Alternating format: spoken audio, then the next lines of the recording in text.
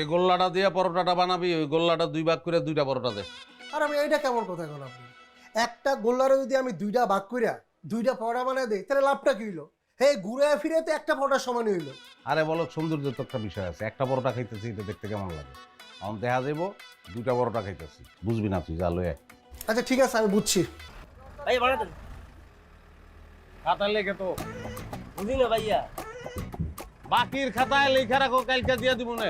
ভাই আর নিকাল লগে মজা হলো না, বাড়াই খাতার মধ্যে লিখি রাখতাম। আর বাপের জন্মটাই শুনলাম না যে বাড়া মানছে বাকি দেয়।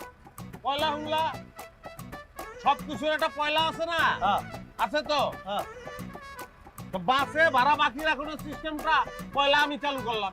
তর্ক করলে আপনি থান নামেন ভাই, নামেন। আরে এই কথা আগে কইলে গিয়া তখন তর্ক করন লাগে। তুই মনে করছস আমারে মাছ পথে নামাই দিছস, এটা মনে করে সুখে আছস না? একদম জায়গা মতন নামাইছস। ওই যে ওই অফিসে আমি দিছি।